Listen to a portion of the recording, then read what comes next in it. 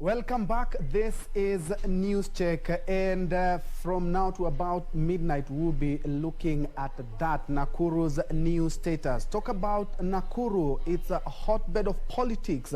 I don't even need to go there. We also have it as a business hub. We also have leisure and tourism, which is quite something there in the county of Nakuru. And of course, we have it as a transit town where it gives a good gateway to counties like Kisumu and towns like Eldoret. So what does it take for a municipality to be given a city charter? Because that's only thing that Nakuru County has to do. And the president, if he issues that charter, we will be having Kenya's fourth city after Nairobi, Mombasa, Kisumu, and now we'll be having the new city of Nakuru. Of course, I'll be joined by Chairman Emeritus of the Transition Authority of Kenya, Kinuthia wa Mwangi. Of course, 5 years down the line after the Transition Authority completed its work, its effects are very, very strong, if you ask me, and when it comes to the process of making Nakuru the next big city. Of course, we had a conversation here earlier which we could give rise to other municipalities or counties seeking the city status, and that is exactly what we'll be discussing here. And now I'm joined by Chairman Emeritus Kinuthia wa Mwangi. Karibu sana. Thank you very much, Ben. Yes, actually, earlier we were talking about the Transition Authority completed its work 5 years ago, but its effects are still being felt, and perhaps you can shed light on what you had been mandated to do as an authority. Thank you very much, Ben. There are a lot of things that we were required to do because we are creating a new system of governance in Kenya. A new system of governance. Under the new constitution? Under the new constitution 2010. Yes. Because we were moving from a central government or a centralized system of governance to a devolved system of governance. What does that mean? It means that you have to reorganize government. And when I talk like that, people sometimes think that I'm exaggerating. It's really reorganizing because it was all in the acts. All we were doing was to implement. So we created 47 county governments. And there was one national government. So there were 48 governments. And literally, these are governments which had governmental powers. And as you can see, one of the things we were supposed to devolve is power itself. So you have to enable a government, a county government, to look like a government. And that's why you find even governors today are very powerful, because we had to structure it in such a way that they were not just local authorities. People must see the difference between a county council and a county government. Yes. So there are a lot of things we did then, because there were functions to be devolved. There are functions, and when you say devolve, you have to divide those functions because they are being performed by the national government.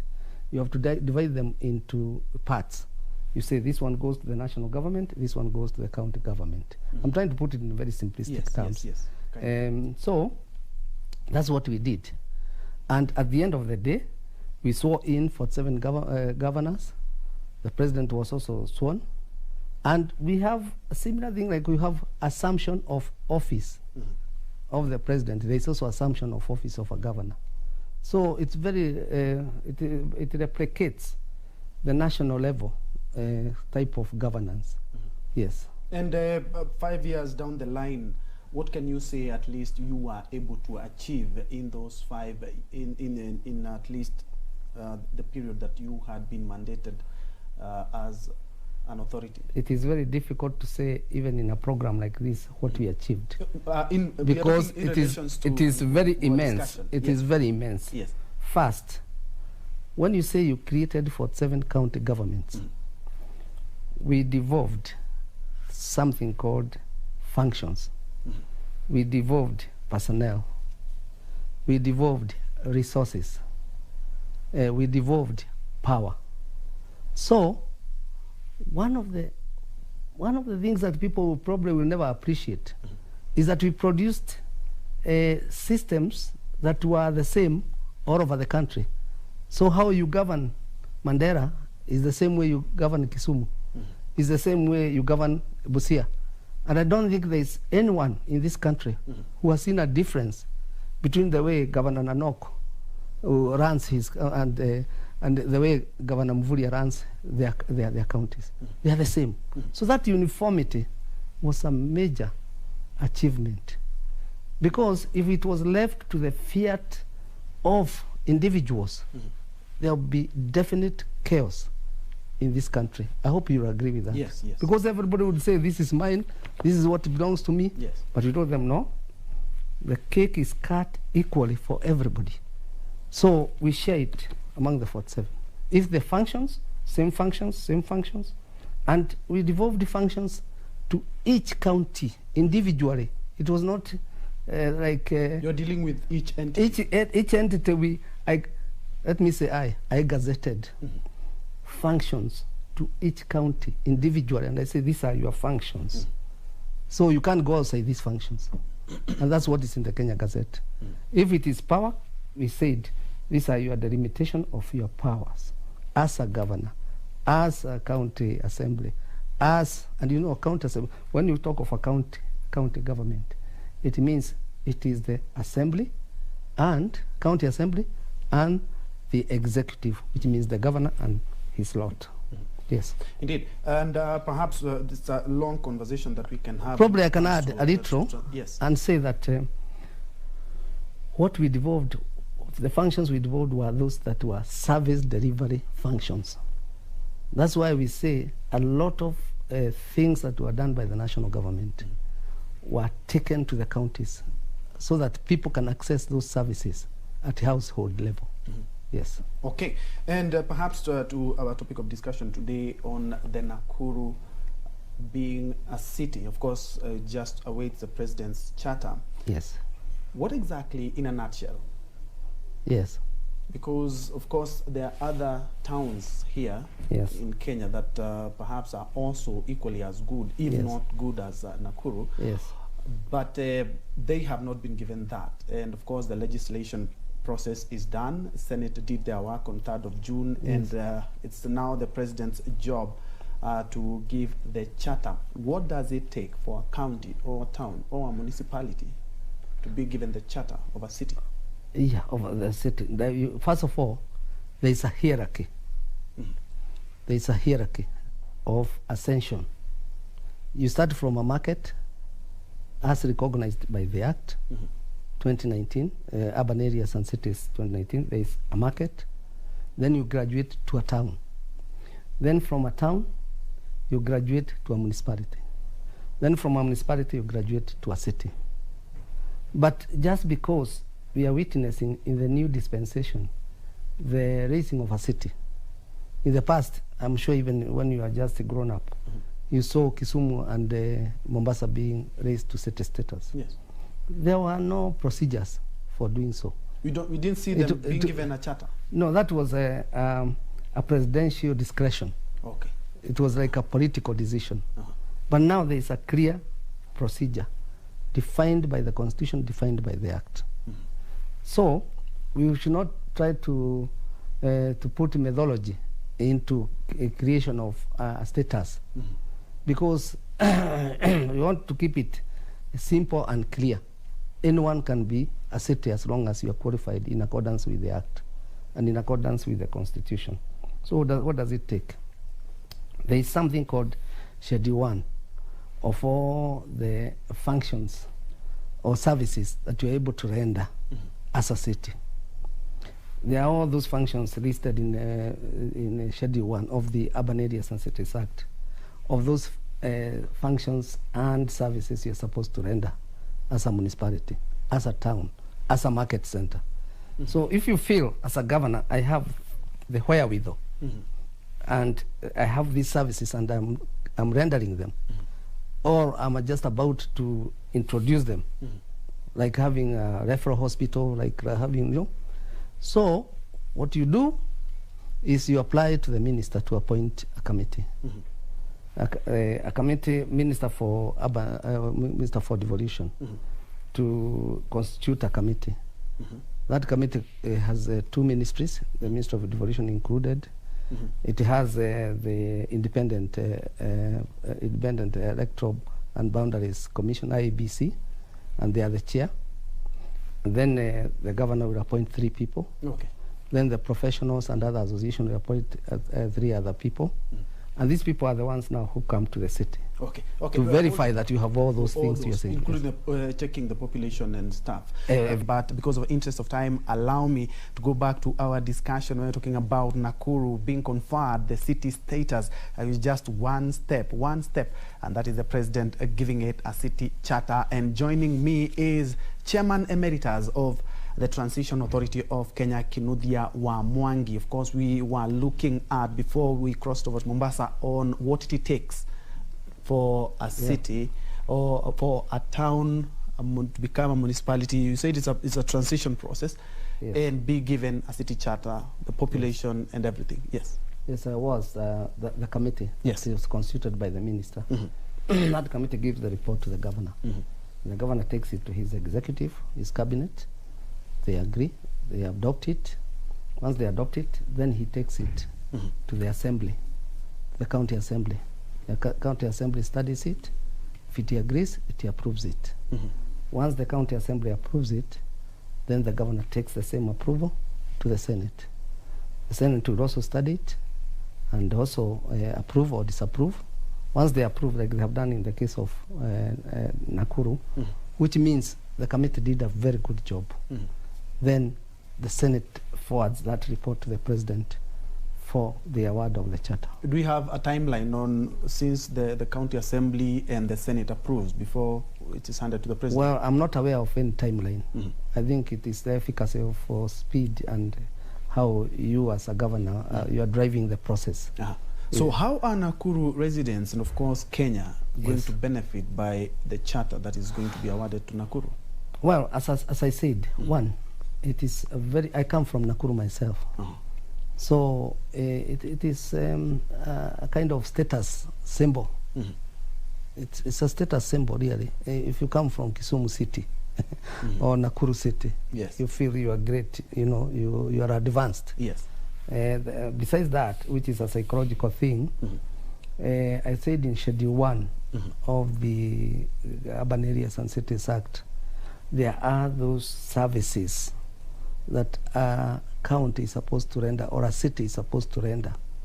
And because you have said you are able to render those services, then you have to provide them. You see, like now when you say you're able to provide for sports, you have seen Governor Njue is now modernizing the stadium and making it possible to make it a hub of sports. Cemeteries.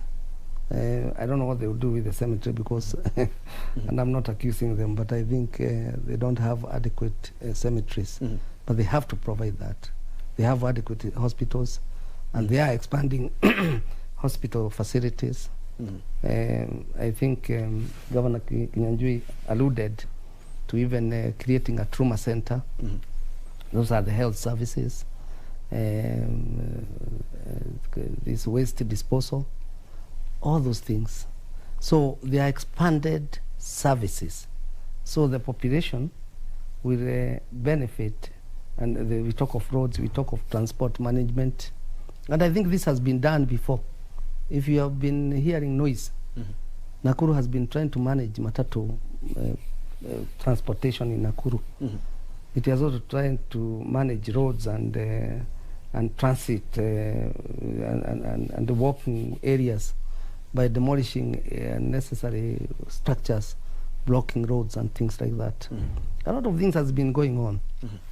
So you end up with a more a cleaner, better managed city with more services, better roads, better health facilities, and all those things, better water systems, and all those things that you really require.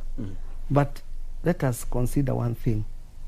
It's not a question that probably the services may be enhanced for the individual, because the same person would be enjoying an equal standard. If it wasn't a city. If it wasn't a city. Yes. But what this city has done is to ensure that, because it is population-based, is to ensure that as it grows, it does not fall behind in giving the same standard to each and every citizen, right? So it says that a county, a city has to be 250 and above. Population, 250,000 people and above. 250,000. Nakuru has about 510. Okay. Kisumu has about Kisumu has 750. Mombasa has 1.2. Nairobi has 4.8. So it means those services that you're supposed to render, each individual living in your area is able to enjoy the same, notwithstanding that there are more people living in that space than in another smaller place. So it's a guarantee, yes, as a city, that you'll be able to offer services on a standard equal to the defined standard of services. Yes, so you have more hospitals, yes, and whatever, yes. Better infrastructure, yes, better service, yes, better service provision as well. Yes, yes. And looking at the charter that Nakuru, we're hoping will be awarded by the president, yes, could it give rise to other towns or municipalities, like perhaps Kiambu, Eldoret, to seek elevation to city status? Because they have the numbers, right? And the infrastructure. First of all, you know, when we took over the classification of municipalities and local authorities, we demoted all municipalities into town status. Okay. And we only remained with 2 municipalities, Nakuru and Eldoret, and 2 cities, Kisumu and Mombasa.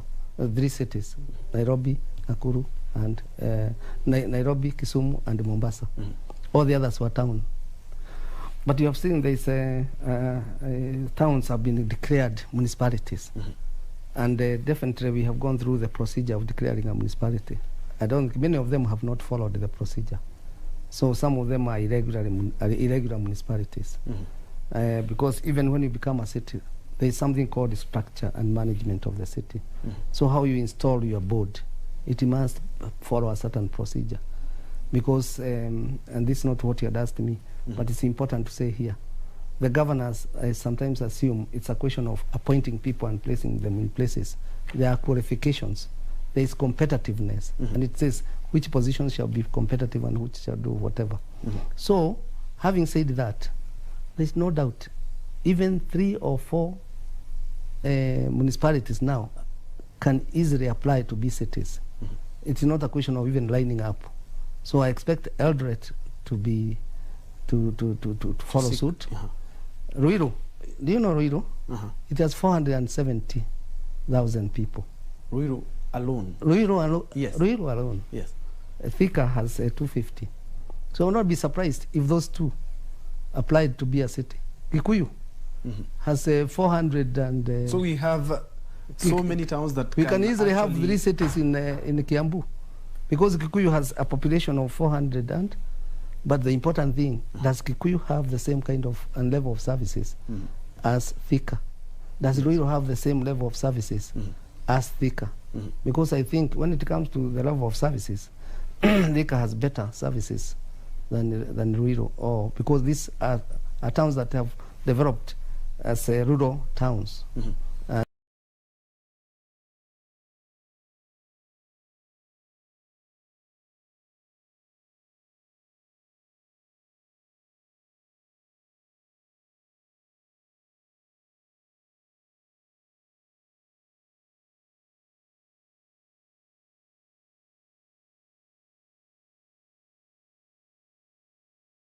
And how management of resources change when a municipality is conferred the city status? First of all, you know, now they manage, a city manages, there are 2 streams of governance in a county. There is what you would call the rural stream and the urban stream. The urban stream is the one that has those market, town, and cities. Town, municipal, and cities. The other one is sub-counties. So sub-counties are kind of rural entities that are directly managed by the headquarters. a municipality, a town council, and a city are managed by boards or town committee. Municipality and the city are managed by boards for and on behalf of the county or with delegated powers. A town, the same. It's run by the committee with delegated powers. So there, the management is different because they run the affairs of their jurisdiction on behalf of the county. Now, as far as then is concerned, is that they will be held responsible for they will take custody of all the assets of the county that are in that jurisdiction, and they will account for them.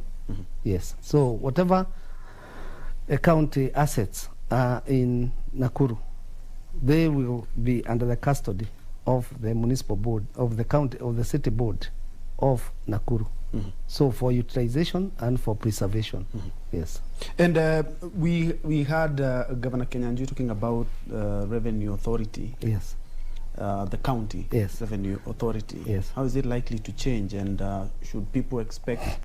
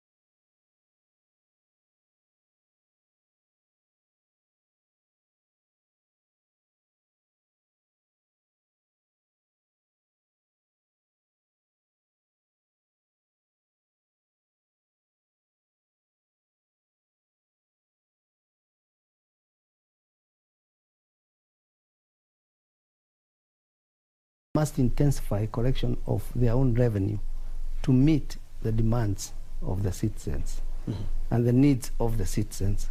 So own revenue is very important, and therefore a revenue authority is a very important entity because it kind of professionalizes the way revenue is collected, and it's more focused, it's more accountable, and it's more targeted towards that function. So I think it's an efficient way of ensuring that own revenue is collected in the right manner, using technology and using all other means. Do you expect perhaps some added allocation from the national government, since now Nakuru will be tasked with also being the fourth city? It is not the status. It's not the status. It's not your status. That just because you are a city now that you are given an added. There is a formula, revenue sharing formula, that has been worked, and you found there was a big debate in Senate. So that is the formula that will be used. They use population, they use maybe the agricultural land you have, they use all those criteria which they set. So it is those criteria that apply to you that will determine the amount of money that you are going to get, even as a city. Yes. A population being one of them. Yes. Yes. And of course, balancing between revenue collection and also business cost and expenses for a city is a challenge, right? Yes, it's a very major whatever. But then that's why you said, don't go into a level that you cannot sustain. Stay stay on your lane. So if you can't sustain the level of services that are required for a city, don't go there. Don't go there just for status. Go there because you are able. So, and you must now look at your resources and your catchment of revenue and what comes in from other sources.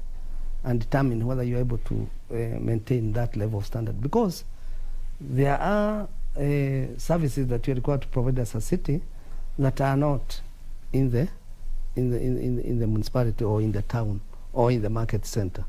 Yes. So you are taking a higher responsibility of giving more services to the people. So don't go there if you can't do it. Yes. And how did the management of urban areas change after this transition from we had local authorities now to county governments? Yes. You see, local authorities meant different status of local authorities. Yes. We had what you call urban authorities, we had town councils, we had municipalities, and we had county councils.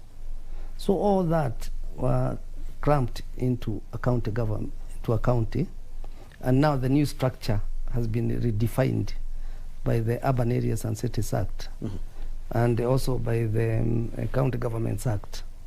You see, so that anything, any entity that is within an urban area is governed according to Urban Areas and Cities Act.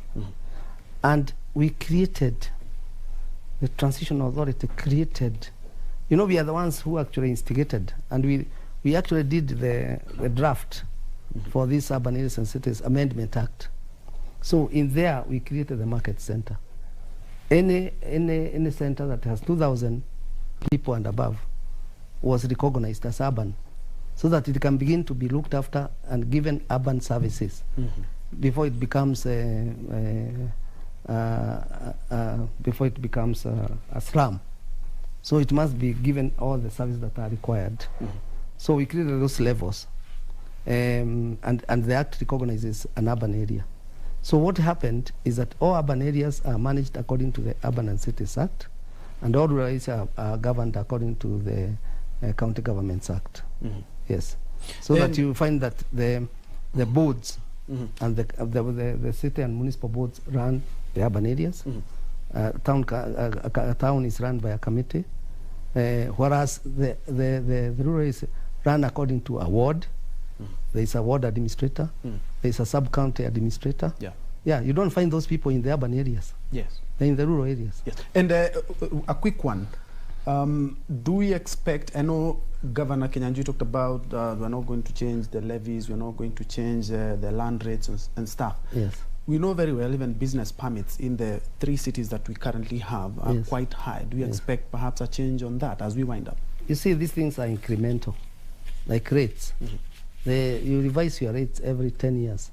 And you know, this has been the thing even when I was a town clerk more than 40 years ago. Every so often you revised your rates, you revised your fees and charges, you revised your licenses. So that will be incremental, it will be going on. Not because you want to punish people because you are a city, but because it is a procedure. Because services, once they become more costly, people have also to help in meeting the cost. Final words. Yes. Chairman Emeritus, are you still doing matters transition? I don't do matters transition because that was an official function, but I'm doing matters transition in the sense that now I have started documenting all the things we are talking about. I have ordained to put in place 3 books. One is on a decentralization dialogue, so that to tell you where we came from in the whole of Africa. Then I want to give my own experience in midwifing devolution in Kenya. Then I want to give the conceptual framework in a book called Devolution in Kenya, Myth or Reality.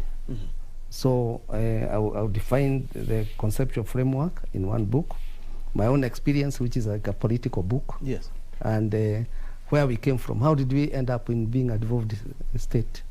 I worked in a regional office where I was ministering to countries in Eastern and Southern Africa. So I want to tell people that story, how we ended up here. Yes. Indeed. Thank you so much. Yes. And in case you've just joined us, I was speaking to Chairman Emeritus of the Transition Authority of Kenya that had been mandated with the 47 counties. If you remember, they actually completed their work 5 years ago, but we still feel those effects and we shall feel them as years come and go. That was Kinuthia Mwangi. Thank you so much, and all the best in the books. We'll be able to understand exactly what devolution is. But now I have to give the baton to Suleiman Yeri, who will be handling Tamrini. My name is Bentro Njue, and Anwangeshi has been our sign language interpreter for this afternoon.